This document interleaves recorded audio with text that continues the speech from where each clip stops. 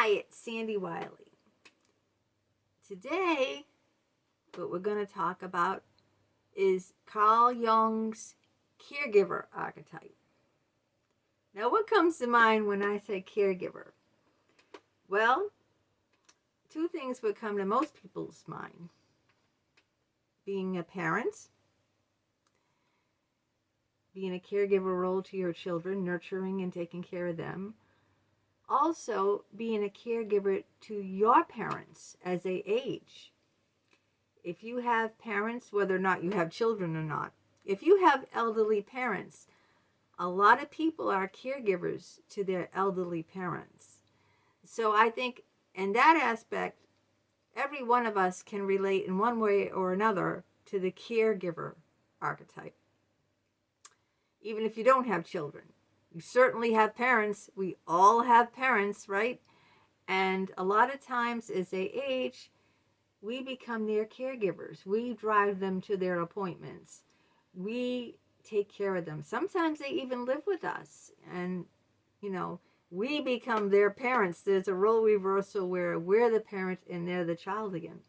But some people are naturally born caregivers in all their relationships. With their boyfriends, with their friends, with their siblings. They're the one in the family that everyone turns to. They're the one that's always taking care of everyone else. So I think this caregiver archetype is one that most people can relate to. It is so generalized, and so, each one of us, I think, at one point or another in our lives have been caregivers. Now, the caregiver is not just some brow-mopping, soft-spoken saint who fades into the background. A well-informed caregiver can be a source of hope or conflict, comedy or heartache. They can be every bit as feisty and bull-headed as they are gentle and wise. The caregiver is a neighbor who made you a casserole because she heard about your ingrown toenail. You see what I'm trying to say? That person that is right there. If someone moved into the neighborhood, someone is sick, here's a casserole. What can I do for you? That's the type, of person always thinking of someone else, that nurturingly motherly person. It doesn't have to be a mother to be motherly. Now, what is the caregiver archetype? Also known as the saint, the helper, the parent, and nurturer. The caregiver lives to serve others. The person is selfless and self-sacrificing. But that doesn't mean that the caregiver is perfect. The caregiver's tendency is to self-neglect and can create a burden for others around themselves, caring for the caregiver. They also have tunnel vision. So what Jung, sorry, I just slipped up again. What Jung is saying here is sometimes they don't take care of themselves, right? Any of y'all familiar with that? You're taking care, whether you're a mother or whether you're taking care of your elderly parents or whether you're taking care of a sick friend or a neighbor, helping them out. You see what I'm saying? You're so busy helping other people that you don't think of yourself. You neglect the most important person of all, yourself. Because if you don't take care of yourself, how are you going to be there to take care of everyone else? See? I bet a lot of people can relate to that one. All right. Caregiver characteristics: the good, the bad, and the overbearing. Motivation. Caregiver is driven by compassion and lives for helping others. Right. As for what help means, that's an area where you can play around with. Here's some of the good traits of the caregiver archetype. They're generous. They're selfless. They're protective. Quick to forgive. That's very important too, because a lot of people aren't so quick to forgive. Optimistic, humble, stable, reliable, structured, and proactive. Caregivers need very little to feel complete in their lives. While their mission is never ending, they themselves are satisfied with a simple life as long as there is love in it. Isn't that sweet? I think this is, can you identify with any of those, those characteristics of being selfless, protective, optimistic, reliable, proactive? I bet a lot of people out there are caregivers. Now, every of these archetypes has a shadow side, right? I did a whole video on just the shadow. And that's the parts that we don't like, the parts that we shun. Now, here's the bad characteristics of the caregiver archetype. Yes, there are bad characteristics as someone, so giving and so selfless, and so reliable as a caregiver. You can think, well, how can there be anything bad about that? They're overprotective. That's one of the, bad traits, one of the bad parts about being a caregiver. When I say when I read that and say overprotective, what's the first thing that comes to my mind? Helicopter mom. A helicopter mom is an overprotective mother. Okay, have you had one? Because they can drive you nuts. Yeah. They're like hovering. They don't let you like emerge as your full self because they won't let you, they're trying so much to protect you that they're restraining you. They're preventing you from, they're not giving you wings, you see, because they're so overprotective that you don't get to, you feel inadequate because the overprotective side of the caregiver is to give, give. And in that sense, the other person never learns to do these things on their own or become a confident person and like branch out and explore on their own if the caregiver is right there doing everything for them. Like an example of this would be, kid comes home from college, doesn't find a job, sponges off his parents, and the parents, let him stay home for free. He doesn't have to pay any rent, and does everything, feeds him every night, does his wash for him. And what happens then? Asks him if he goes out, where he's going, who's he going with, what time's he coming home? Like I said, that helicopter parent, but it's one thing that it's bad enough, really. You shouldn't do that even when your children are young. But imagine doing it when they're an adult too. So that overprotectiveness can really, it can hinder people's lives very, very much. You don't want to get into what is called a codependent relationship. Look that up. I've done other videos of what a codependent relationship is. And if you're overprotective and you're always giving, you need to give. You need that for yourself, and they need to take.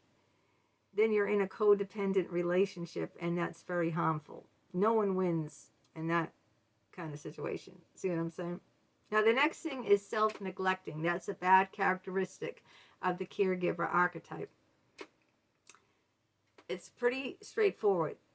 You're giving so much that you're neglecting number one, yourself. You see, what room are you going to have left to take care of you if you're always taking care of everyone else?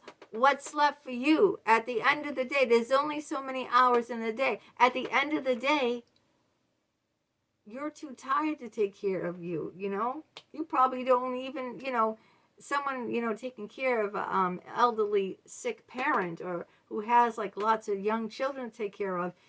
You hear about it. I mean, these people don't even shower. It's like, how do I have time for a shower? I have 4 little kids in diapers. Like, I'm exhausted. I don't have time to even eat. I might grab a Twinkie or something. You see, they don't take care of themselves because they're too busy taking care of everyone else. They don't even find time to do the basic necessities, feed themselves, bathe themselves, because they're exhausted. They're burnt out. Self-neglect. This is what happens. It leads to burnout. It leads to not taking care of yourself. The caregiver is always taking care of everyone else, that they have no time. They have to set that time aside for them. They have to learn that word no. I think I've done like over 1,400 videos. I must have did a video on not being able to say no, but that's the caregiver. That 2-letter word is not in their vocabulary sometimes. That's one of the bad traits. Easily deceived. Well, they're humble. They want to help people. They want to help people. Why? Because they think good of people. They don't see the bad in people. So they can be easily deceived. Anyone that takes care, and is so giving of themselves that they even neglect themselves can be easily deceived. I was one of those people who was easily deceived, but no more. Now I've got those antennas on, but I was easily deceived. And a caregiver can be easily deceived. They think everyone is as good as they are. I mean, they think everyone, they're very humble. They don't see, the bad, because if they saw people as bad, they wouldn't be helping them. Would they? Are you going to help someone who's a bad person, who's harmful to other people? So that's why, in that sense, they're easily deceived. They only see the good in other people. Single-minded. They're just driven to help someone, and like there's no room, like I said, for anything else. Single-minded. That tunnel vision where they're just, they're the ones, the mothers who do the PTA, who go to the Cub Scouts meetings, who go to parent-teacher meetings, who drive the kids to practice. It's like, it's nonstop, So they've only got, what's in front of them, what they're doing. They can't branch out and, do something else, get involved with something for themselves, right? Over involved. And of course, the helicopter mom is over involved. If you get so much taking care of someone like that, you can get over involved in their lives. I mean, if you have an adult child at home, or if you have an elderly parent at home, you can become over involved in their lives, because it's very easy to do that, because you are the one taking care of them. And because of that, you become overly involved, right? You take your elderly parent to their doctor's appointments. You take your children to their doctor's appointments. So because you're going and doing all these things, you become overly involved. And that's not a good thing in either your children's life, in anyone's life. If they become overly involved in anyone's life, isn't a healthy relationship, okay? You shouldn't become overly involved in people's lives, whether it's your children. I mean, become involved. I'm not saying don't be involved. What this is saying is a bad characteristic, because they're overly involved, okay? They're involved to a flaw, all right? I mean, it's not healthy. Everyone needs some space. They even say that with my son, my handicapped son, where he lives, if someone is too close, give them some space, Even I'm not overly involved in my handicapped son's life. I mean, I see him twice a week, and I'm there for all the meetings, and he comes home every week for dinner, and I go see him in Brighton, where he lives, and visit him. But I don't call him up every night. Can you imagine? Imagine you're adult, your child went away to college. When Austin went away to college, he was away to college for like 6 years. He got 2 bachelor degrees. And now he's getting his master's degree and going on for his doctor's. But can you imagine if I called him every night? What happened today? Who would you talk to? I mean, he would be like, he'd want nothing to do with me. He would just write me off. Okay, that's over involved. That's saying like calling your adult child every day. What? You see what I'm saying? That's not healthy.